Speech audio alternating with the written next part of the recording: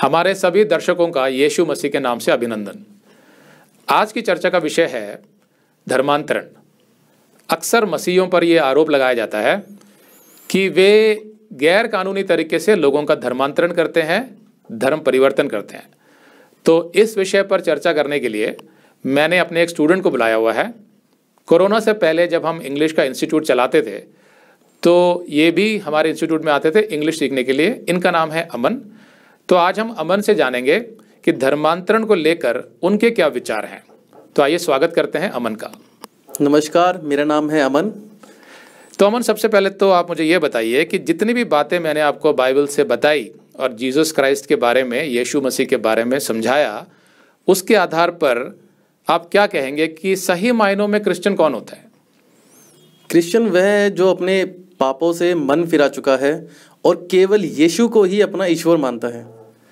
Okay, तो ये बात आपको मैंने बता दी। तो मैं आपसे पूछना चाहता हूँ कि बाइबल के आधार पर केवल यीशु मसीह ही परमेश्वर है, सृष्टि करता है सारी मानव जाति का, और उसी ने मनुष्य के पापों के लिए दंड भुगता क्रॉस पर बलिदान देकर आज से 2000 साल पहले, और उसके अलावा कोई परमेश्वर नहीं है। तो क्या आप इस बात को स्वीकार करते हैं? नहीं सर, मैं इस बात को स्वीकार नहीं करता हूँ। मेरा खुद का ही विश्वास है मेरे धर्म में, जिसमें मैं पला बड़ा हूँ। मेरे माता पिता ने जो मुझे बताया है, सिखाया है, और मेरा विश्वास महादेव में है। तो मैं नहीं मानता हूँ यीशु को अपना ईश्वर। तो आपने सुना कि अमन को सारी इन्फॉर्मेशन दी हुई है जीसस क्राइस्ट के बारे में, लेकिन उनका अपना जो विश्वास है वो महादेव पर है, जो हिंदू धर्म से संबंधित है। तो इसी विषय को आगे बढ़ाते हुए मैं उनसे कुछ सवाल पूछना चाहता हूँ। अक्सर ये कहा जाता है कि धर्मांतरण के लिए आप जबरदस्ती करते हो, दबाव डालते हो लोगों पर, उसके आधार पर आप लोगों का धर्म बदलते हो। तो पहला सवाल तो ये है कि क्या मैंने जब भी आपको जीसस के बारे में बताया तो कोई प्रेशर डाला, कोई दबाव डाला या कोई ज़बरदस्ती करी आपके साथ? नहीं सर, बिल्कुल भी नहीं। कभी कोई दबाव नहीं डाला, कुछ नहीं डाला। एज अ इन्फॉर्मेशन आपने हमें बस बताना चाहा कि ये भी एक धर्म है, बाइबल से हमें अवगत कराया। नहीं तो हमें तो सिर्फ अपने ही धर्म के बारे में पता था, इसको कभी इतना डीप से जानने की कोशिश नहीं की। तो मुझे ये बताइए कि जो लोग कहते हैं कि ज़बरदस्ती धर्म बदलना, मुझे तो समझ नहीं आता उसका मतलब क्या होता है। आपके हिसाब से वो क्या होता होगा ज़बरदस्ती बदलना?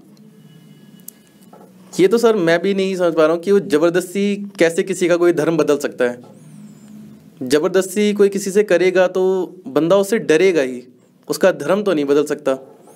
उसके विचार और पक्के कर देगा कि मुझे कम से कम इस धर्म में तो नहीं जाना है जहाँ पर इतनी ज़बरदस्ती हो रही है। हाँ, तो मतलब जो मुझे समझ आ रहा है आपकी बात से ये है कि ज़बरदस्ती से किसी का विश्वास नहीं बदल सकते आप। फिर भी अगर मैं देखूं जो लोग कहते हैं कि तुम ज़बरदस्ती करते हो, तो वैसा क्या करते होंगे जिसको वो ज़बरदस्ती कहते हैं आपके हिसाब से? पहली बात तो सर मैं ये समझ ही नहीं पा रहा हूँ कि एक यीशु में मानने वाला व्यक्ति वो क्या ज़बरदस्ती करता है, क्योंकि पहला तो उनका नियम ही यही होता है कि वो अहिंसावादी होते हैं। अब जो अहिंसावादी है तो वो किसी को क्या ही डराएगा, क्या ही धमकाएगा और हथियार क्या ही दिखाएगा। तो मैं तो ये सोच ही नहीं सकता कि मतलब वो क्या करते होंगे, कि मतलब क्या बाइबल दिखा के डराते होंगे। तो ये तो सरासर झूठ है कि वो डरा धमका कर ऐसे धर्म परिवर्तन के लिए उन्हें उकसाते होंगे लोगों को। हाँ, हमारा तो जो हथियार है वो बाइबल ही है, तो मुझे नहीं लगता कि इससे आप किसी को डरा सकते हैं। फिर भी लोग ये इल्ज़ाम लगाते हैं कि आप ज़बरदस्ती धर्म परिवर्तन करते हैं, हालांकि वो इसकी परिभाषा नहीं बताते, वो स्पष्ट है ही नहीं कि ज़बरदस्ती का मतलब क्या होता है। दूसरा सवाल यह है कि ये लोग भी कहते हैं कि आप पैसे देते हो, पैसों का लालच देते हो, उसकी वजह से आप जो है गरीब लोगों का धर्म परिवर्तन कर देते हो। तो मेरा सवाल तो ये है कि क्या मैंने आपको कभी कोई पैसों का लालच दिया? नहीं सर, हमें तो कोई पैसे का लालच नहीं दिया, बल्कि मैं तो अपनी फीस लेता था आप लोगों से, और वो भी सर बिल्कुल टाइम पे। हाँ। तो फिर ये सवाल समझ नहीं आता मुझे कि कौन है ऐसा जो पैसे बांट रहा है। मतलब आप क्या कहते हो इसके बारे में? सर मुझे तो लगता नहीं है ऐसा कौन है। अगर ऐसा कोई होता भी तो सभी ज़रूरतमंद लोग वहीं पे ही खड़े होते, उन्हीं से ही पैसा मांग रहे होते। तो यही वो लोग कहते हैं कि जो भी ज़रूरतमंद लोग होते हैं उनको आप पैसा देते हो, फिर आप क्रिश्चियन बना देते हो। तो क्या ऐसा हो सकता है कि वो जो भी ज़रूरतमंद आ रहा है पैसे लेके, उसका विश्वास बदल गया? पहले उसका विश्वास हिंदू धर्म में था, वो मसीह में आ गया, ऐसा हो सकता है कि पैसों के आधार पर? नहीं सर, पैसों के आधार पर अगर कोई व्यक्ति अपना धर्म चेंज कर रहा है तो फिर डेफिनेटली उसका धर्म में विश्वास तो नहीं है। मतलब अपने धर्म पैसों में, हाँ, अपने धर्म में तो नहीं है उसका। हाँ, ये मान सकते हैं कि उसका विश्वास जो है वो पैसों में जरूर है। तो अगर आज कोई वो क्या कहते हैं किसी धर्म में जा रहा है पैसों की वजह से, तो डेफिनेटली वो बंदा ना कल को किसी और धर्म में भी जाएगा पैसों की वजह से। हाँ, मतलब उसका काम अब यहाँ से हो गया तो अब दूसरा कौन दे रहा है पैसे, वहाँ जाएगा वो। इसका मतलब उसका जो भगवान है वो पैसा है। हाँ, उसका भगवान पैसा है। डेफिनेटली वो और किसी भगवान को तो मानता ही नहीं। तो उससे तो ये स्पष्ट हो जाता है कि वो मसीह तो बना ही नहीं। बिल्कुल सर, वो मसीह नहीं बना, वो कुछ भी नहीं बना। तो हम कह सकते हैं कि पैसों के आधार पर आप किसी का अंदर से विश्वास नहीं बदल सकते हैं। लालच देके उसकी ज़रूरत पूरी कर सकते हैं, और वो हो सकता है आपके सामने कह भी दे कि भाई मैं आज से क्रिश्चियन हूँ, लेकिन वास्तव में वो नहीं बना। कुछ समय बाद वो वापस वहीं चला जाएगा जहाँ उसको लाभ दिखाई दे रहा होगा।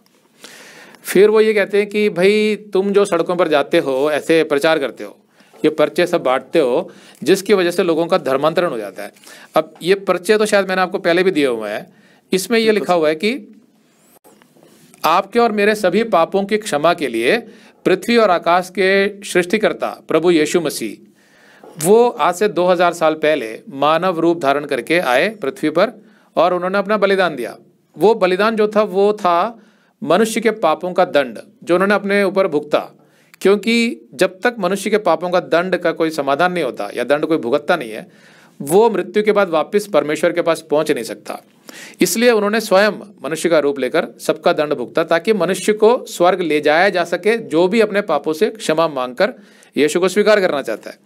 तो ये इस पर्चे में लिखा हुआ है, ये पर्चा मैंने आपको दिया हुआ है। तो क्या मात्र ये पर्चा लेने से या इसको पढ़ने से आप क्रिश्चियन बन जाते हैं? नहीं सर, बिल्कुल भी नहीं। एक पर्चा लेकर मैं कैसे क्रिश्चियन बन जाऊंगा? अगर ऐसे ही अगर मैं पर्चा लेकर कुछ बनने लगा तो ऐसे बहुत सारी कंपनीज सड़कों पर अपना एडवर्टाइज करती है। तो ये तो नहीं कि मैं क्या कहते हैं अब उस कंपनी के अंदर फेथ रखने लग गया हूँ सर। ऐसा तो नहीं है ना कि एक पर्चा लेकर मैं अपना फेथ चेंज कर दूंगा। तो ये तो बिल्कुल भी नहीं है। तो आप उस पर्चे का करेंगे क्या? कुछ नहीं सर, वो पर्चा आया है, जैसे आया है वैसे मैं आगे फॉरवर्ड कर दूंगा या अपने कहीं रख दूंगा सर। हाँ, तो मतलब आप ज़्यादा से ज़्यादा ये होगा कि एक बार पढ़ के शायद देख लेंगे उसको, बस एक बार पढ़ के देख लेंगे। हाँ, और उसके बाद अगर कुछ लगा तो आप सोचेंगे उसके बारे में, अन्यथा आप उसको या तो किसी को दे देंगे या फेंक देंगे। तो उससे तो किसी का धर्म परिवर्तन नहीं हो सकता, जैसा ये लोग इल्ज़ाम लगाते हैं कि तुम पर्चे क्यों बांट रहे हो। क्या कोई धर्म जो बहुत पुराना है और बहुत सशक्त है, स्ट्रांग है, वो किसी के मात्र पर्चा देने से वो धर्म टूट जाता है? नहीं सर, अगर वो इतना सशक्त है तो उसे तो पर्चा क्या, कोई सोने की प्लेट भी अगर वो दान में करे कोई दूसरा धर्म, तब भी नहीं बदलना चाहिए उसे। तो आप मानते हैं कि ये बिल्कुल गलत इल्ज़ाम है कि कुछ पर्चे बांटने से लोगों का धर्म परिवर्तन हो जाता है? बिल्कुल सर, मैं मानता हूँ पर्चे बांटने से किसी का कोई धर्म परिवर्तन नहीं होगा ऐसे। फिर वो ये भी कहते हैं कि तुम लोगों को उकसाते हो, भड़काते हो, उन्हें प्रभावित करते हो, उनका ब्रेन वॉश करते हो, जिसकी वजह से उनका धर्म परिवर्तन हो जाता है। तो मैंने तो बहुत कुछ बताया आपको बाइबल के बारे में, तो आपका ब्रेन वॉश क्यों नहीं हुआ? सर, मुझे भगवान ने इतनी सोचने और समझने की शक्ति दी है कि मैं सही गलत देख सकता हूँ। कोई मुझे क्या बता रहा है, मुझे उस पर विश्वास करना है नहीं करना है, वो मेरे मापदंड है खुद के, तो मैं उसके अकॉर्डिंग चलता हूँ। ऐसे कैसे किसी का कुछ मान जाऊँ? तो आप मानते हैं कि ऐसे किसी का कोई ब्रेन वॉश नहीं कर सकता है, वो सोचने समझने की शक्ति हर मनुष्य में होती है। फिर जो प्रभाव की अगर हम बात करें तो अक्सर मैंने देखा है कि हमारे घर के बाहर सुबह सुबह सड़कों पर जो चलते हैं लोग रिक्शा लेके, उसमें गाने बजाते हैं, वो सारे हिंदू धर्म से संबंधित होते हैं। राधा कृष्ण के गाने होते हैं, फिर रात रात को जागरण होते हैं बड़े लाउड स्पीकर लगाकर, सत्संग होते हैं पार्कों में बड़े लाउड स्पीकर लगाकर, सब हिंदू धर्म के हैं। फिर टीवी में जितने सीरियल दिखाए जाते हैं वो भी हिंदू धर्म के दिखाए जाते हैं, क्रिश्चियंस के या मुस्लिम्स के नहीं दिखाए जाते हैं। तो अगर हम बात करते हैं प्रभाव डालने की, तो मुझे तो दिखाई दे रहा है कि सबसे ज़्यादा प्रभाव तो फिर हिंदू धर्म में डाल रहा है। आप क्या कहते हो? बिल्कुल सर, अगर ऐसे देखा जाए तो फिर हिंदू धर्म ही डाल रहा है सब में प्रभाव। फिर तो सबको हिंदू बन जाना चाहिए। हाँ, उस हिसाब से तो मतलब प्रभाव तो हिंदू धर्म का पड़ रहा है, तो उस हिसाब से तो क्रिश्चियन और मुस्लिम जो है वो हिंदू धर्म में आने चाहिए, लेकिन वो तो आए नहीं। बिल्कुल सर, ऐसे तो माइनॉरिटी को क्या कहते हैं, ऑब्जेक्शन उठाना चाहिए हिंदू के खिलाफ कि भाई ये प्रचार ज़्यादा कर रहे हैं। हाँ, और हमें खतरा है इससे। करेक्ट, लेकिन हम लोग ऐसा कुछ करते नहीं है, क्योंकि हमें अपने धर्म पर विश्वास है, अपने फेथ पर विश्वास है हमें। वैसे मैं आपको बता देता हूँ कि मसीहत एक धर्म है नहीं जो ये धर्मांतरण की बात करते हैं। मसीहत एक संबंध होता है सच्चे परमेश्वर के साथ जो आपका सृष्टि करता है, और वो संबंध तभी स्थापित होता है जब आपके सारे पाप क्षमा हो जाएं और आप बाइबल के आधार पर चलना इसको आप स्वीकार कर लेते हैं कि अब मैं परमेश्वर के वचन के आधार पर ही चलूंगा और अपना जीवन यीशु मसीह को देते हैं, तब जाकर तो आप मसीह बनते हैं। तो वो तो धर्म तो है ही नहीं, वो कोई भी अपना सकता है यीशु मसीह को। फिर भी जो ये धर्मांतरण की बात करते हैं, प्रभाव की बात करते हैं, तो मेरे को याद है कि मेरे स्कूल में तो रामायण और महाभारत ही होती थी। उसमें कभी भी कोई बाइबल के बारे में नहीं बताते थे, कोई कुरान के बारे में नहीं बताते थे, ना कोई गुरु ग्रंथ साहिब के बारे में बताते थे। आपके स्कूल में क्या था? सर मेरे स्कूल में भी रामायण और महाभारत ही थी, तो वहाँ भी हमने बस महाभारत और रामायण ही पढ़ी है। कभी कुरान, बाइबल या फिर गुरु ग्रंथ साहिब के बारे में हमें नहीं पढ़ाया गया। तो इसका मतलब तो फिर वही हुआ ना कि जो प्रभाव डाला जा रहा है वो तो सबसे ज़्यादा हिंदू धर्म में डाल रहा है, बल्कि सरकार स्वयं डाल रही है रामायण और महाभारत पढ़ा के बच्चों पर। तो उसकी वजह से क्या मैं हिंदू बन गया? नहीं, मुझे तो बल्कि खुशी है कि उन्होंने स्कूलों में रामायण और महाभारत रखी जिससे मुझे ज्ञान मिला। लेकिन बड़ा होकर जो फैसला करना है वो तो मुझे स्वयं करना है, तो ये प्रभाव तो ऐसा पड़ता ही नहीं है। बिल्कुल। तो मुझे समझ नहीं आता कि ये किस प्रभाव की बात कर रहे हैं। और जैसे आपने पहले बताया कि पर्चों का होता है उससे कोई प्रभाव नहीं पड़ता, क्योंकि दूसरी कंपनियां भी अलग अलग तरीके से अपने विज्ञापन देती हैं, एडवर्टाइजमेंट्स, उससे भी हम प्रभावित होते हैं। लेकिन उसका मतलब ये तो नहीं है कि हम हर चीज़ खरीद लेते हैं। क्या कहना चाहते हो आप? बिल्कुल सर, हम भी ये कहते हैं, एनालाइज करते हैं कि कौन सा प्रोडक्ट सही है, क्योंकि एक ही प्रोडक्ट को 4 कंपनियां बेच रही हैं, तो किसका अच्छा है किसका नहीं, प्रचार सभी कर रही है। वो तो हमारा फैसला है कि हमें चारों के बारे में जानने को मिला तो हमने किसी एक को सिलेक्ट किया। तो ऐसे ही मेरे हिसाब से तो धर्म में भी ऐसे ही होना चाहिए कि सबको अपना प्रचार करना चाहिए ताकि हम सिलेक्ट कर पाएँ कि हमें कहाँ जाना है, मुझे कौन सा ठीक लगता है।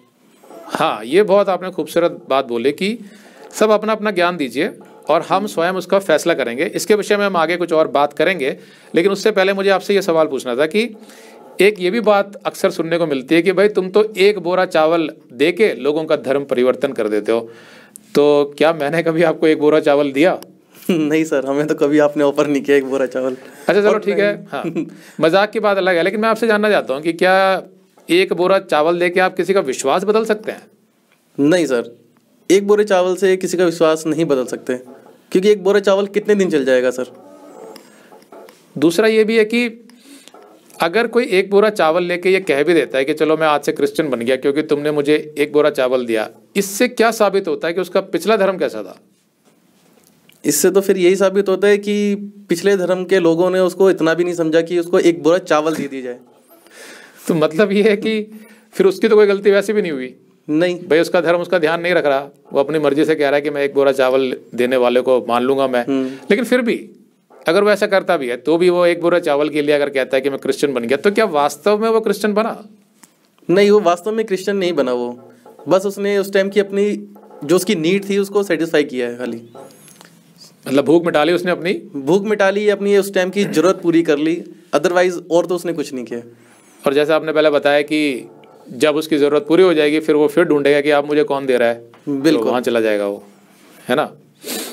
तो ये इल्ज़ाम भी बिल्कुल बेबुनियाद है। फिर वो ये कहते हैं कि भाई तुम तो जो है अनपढ़ लोगों के पास जाते हो क्योंकि वही तुम्हारे झांसे में आते हैं। तो मैं बता देना चाहता हूँ कि अमन तो पढ़े लिखे हैं, अच्छी कंपनी में जॉब करते हैं, तो इस बात में क्या सच्चाई है कि तुम अनपढ़ लोगों के पास जाके सिर्फ बताते हो? भाई मैंने तो आपको भी बताया और सारे स्टूडेंट्स को बताता।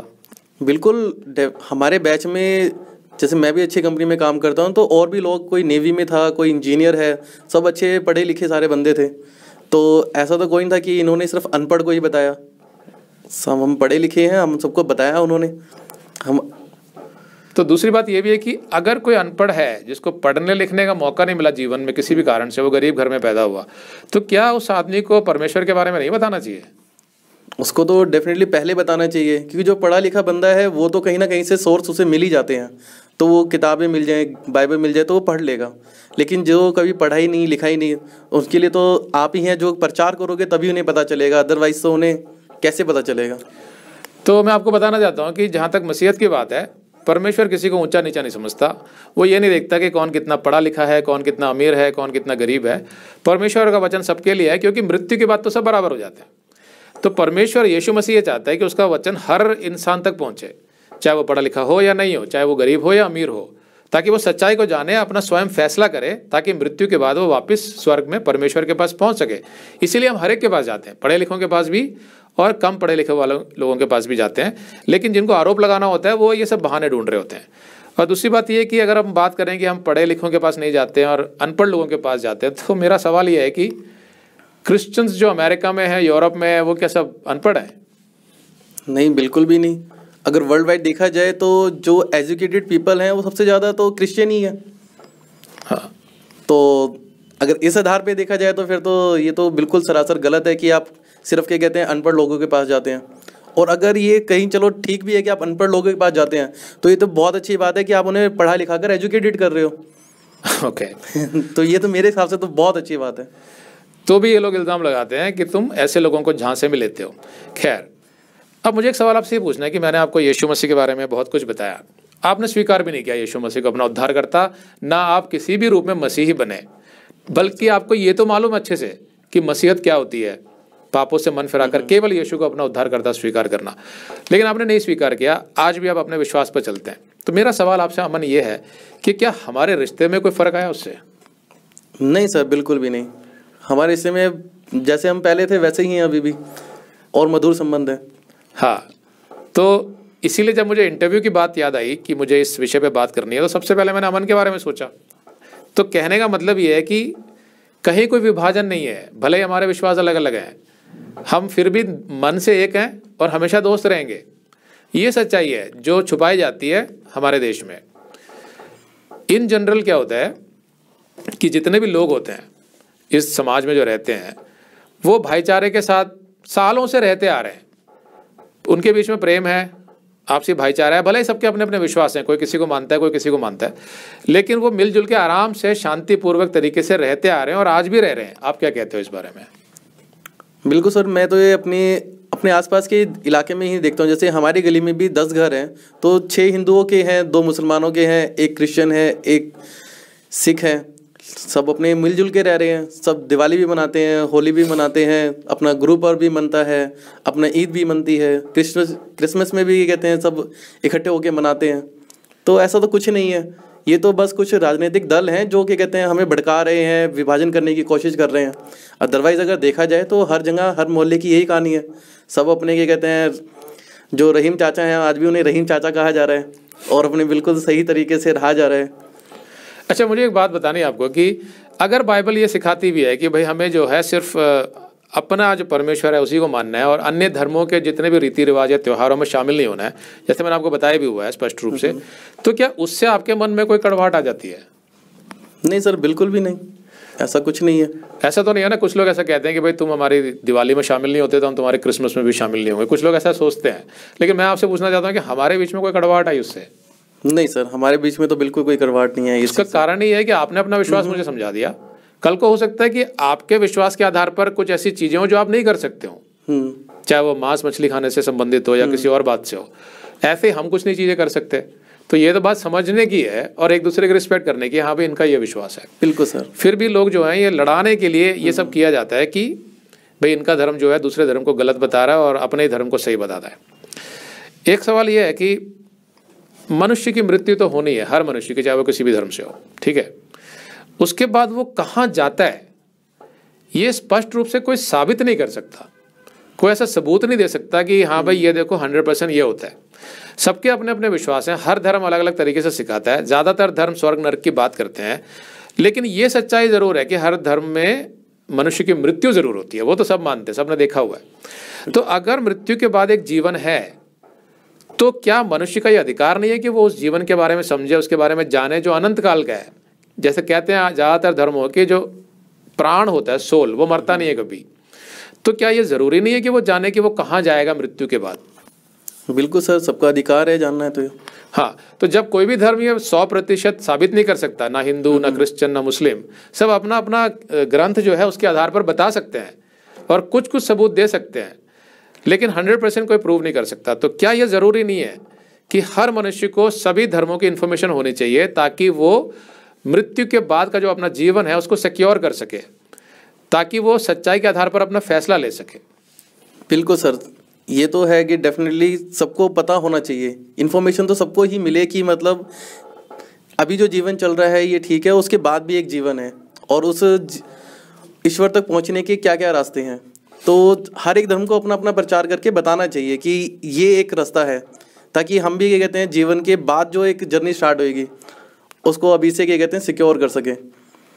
ओके। अच्छा, आपने ग्राहम स्टेन्स के बारे में सुना होगा या न्यूज़पेपर में कभी पढ़ा होगा, जो 1999 में उनको और उनके बच्चों को जला दिया गया था धर्मांतरण का आरोप लगाकर।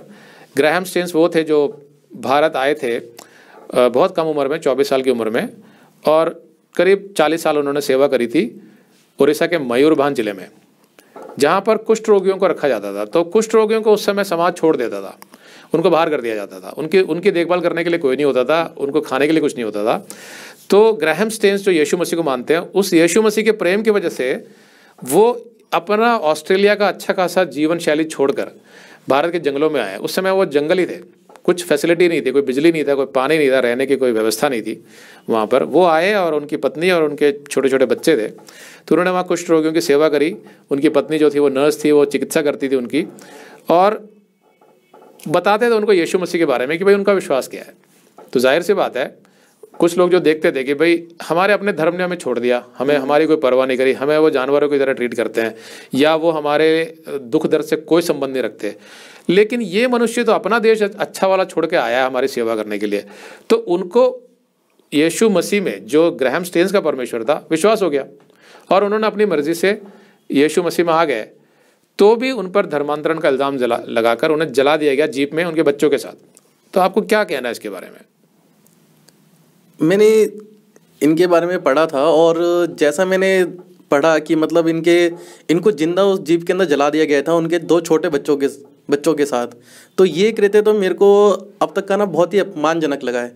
ये किसी भी तरीके से मानवीय और हर चीज़ से मतलब बहुत ही बेकार काम किया था ये उस टाइम के लोगों ने। लेकिन मेरा सवाल ये है कि जो धर्मांतरण का इल्ज़ाम लगाया जा रहा है, अगर वो लोग जो कुष्ठ रोगी थे वहाँ के, उनको यीशु मसीह में विश्वास हो गया, तो उससे किसी को क्या प्रॉब्लम है?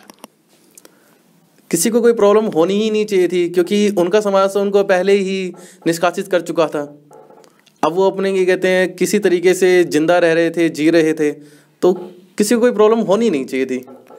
हाँ, कोई उनके इलाके में जाना नहीं चाहता था, क्योंकि कुष्ठ रोग जो है फैलता था। उस जमाने में इतनी दवाइयाँ नहीं थी, लोगों को ज्ञान नहीं था, तो लोग डर से नहीं जाते थे। और ग्राहम स्टेन्स तो अपने बच्चों तक को ले आए, इतना बड़ा खतरा मोल लिया।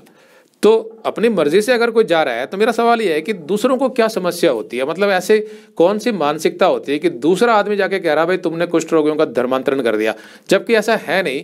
क्योंकि ग्राहम स्टेन्स के वहाँ पर जो कुष्ठ रोगी थे, उनमें से ज़्यादातर हिंदू ही रहे हमेशा। कुछ थे जिनको यीशु मसीह पर विश्वास हो गया, उन्होंने यीशु मसीह को स्वीकार कर लिया। तो भी जो लोग ये इल्ज़ाम लगाते हैं, उनके बारे में आपको क्या कहना है?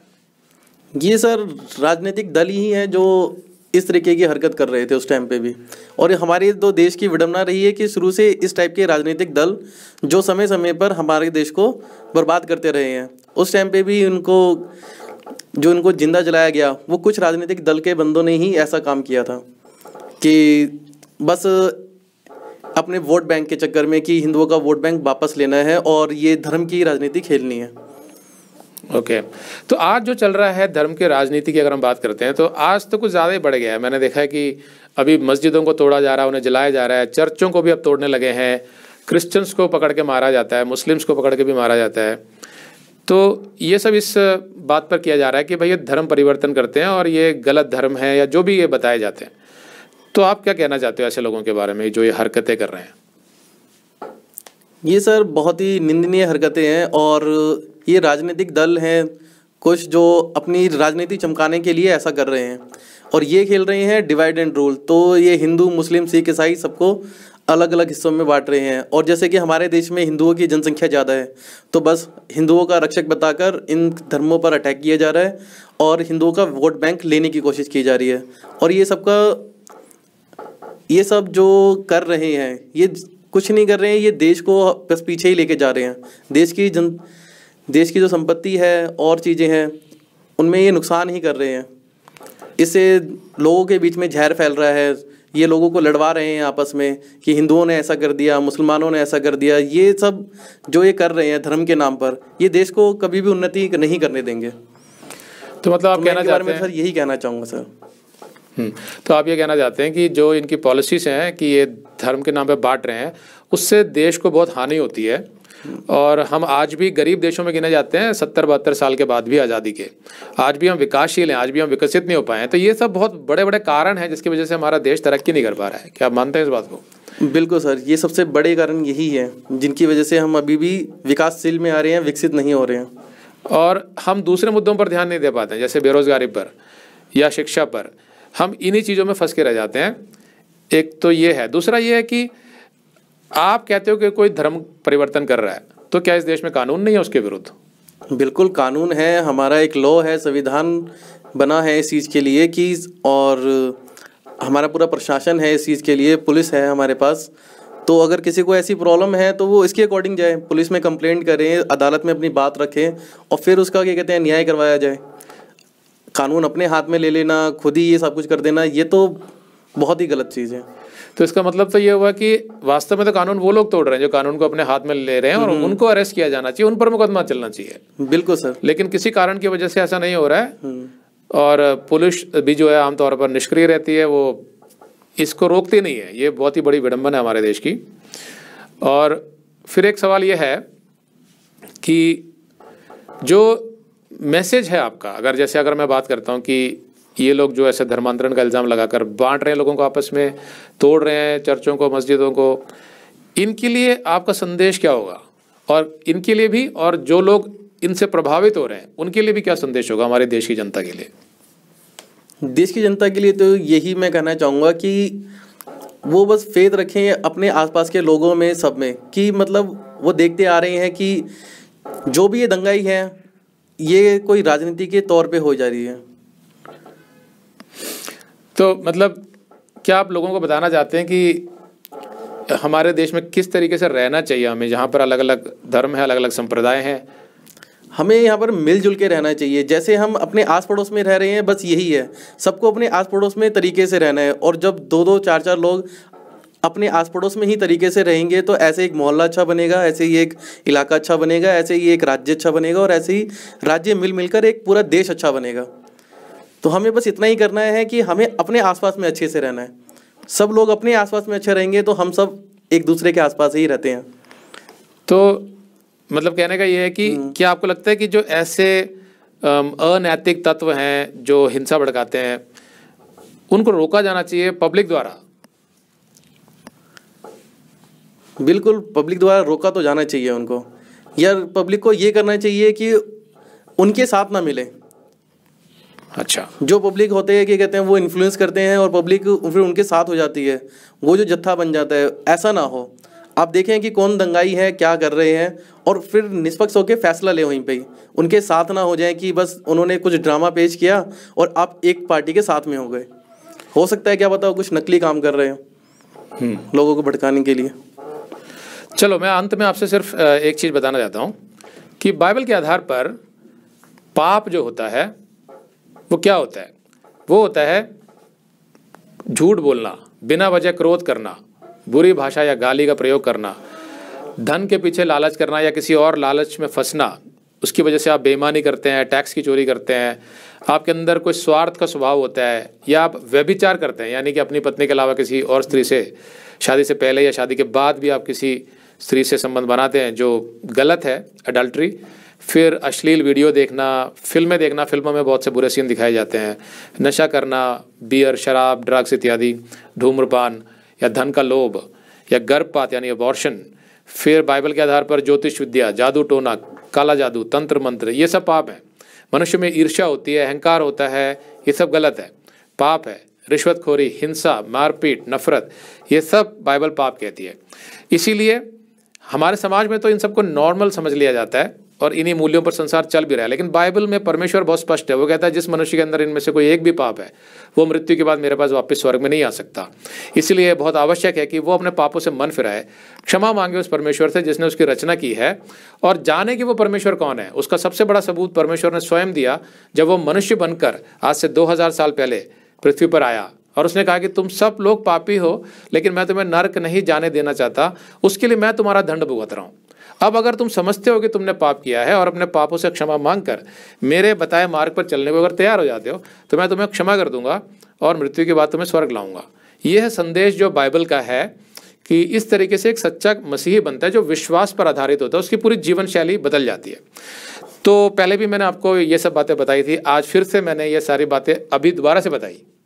तो अगर मैं आपसे एक सवाल करता हूँ कि क्या आप क्रिश्चियन बनने को तैयार हैं, तो आप क्या कहेंगे? नहीं सर, मैं नहीं बनना चाहूँगा। क्यों? क्योंकि मेरा विश्वास है मेरे धर्म में सर अभी भी। अच्छा, तो कहने का मतलब ये है कि जितनी भी बातें मैंने बताई उसके बावजूद भी आपका धर्म परिवर्तन नहीं हुआ अभी तक? Yes sir. कोई धर्मांतरण नहीं हुआ? बिल्कुल नहीं सर। तो यही हम लोगों को बताते हैं कि हम जब जाते हैं, जैसे अमन को समझाया ऐसे सबको समझाते हैं। कोई ज़बरदस्ती नहीं कर सकता, कोई पैसों का लालच नहीं हो सकता उसमें, और जितने भी इल्ज़ाम लगाए जाते हैं ये बेबुनियाद है आपके सामने। अमन, तो फिर जैसे आप इस इंटरव्यू के बाद जाओगे तो आपका जो विश्वास है जो महादेव पे आपने बताया, तो आप उसी पर चलेंगे? बिल्कुल सर, डेफिनेटली। तो इसकी वजह से मेरे दिल में कोई कड़वाहट नहीं आने वाली इनके लिए, ना इनके दिल में मेरे लिए आने वाली है। हो सकता है कि हम फिर से चर्चा करें इस विषय पर। यही मसीहत है, यही संदेश हम लोगों तक पहुंचाते हैं। तो कृपया उन लोगों की बातों में बिल्कुल ना आए जो आपको गलत इन्फॉर्मेशन देते हैं कि ये लोग धर्मांतरण करते हैं। इसी वजह से हमने ये चर्चा रखी थी। ये वीडियो देखने के लिए बहुत बहुत धन्यवाद।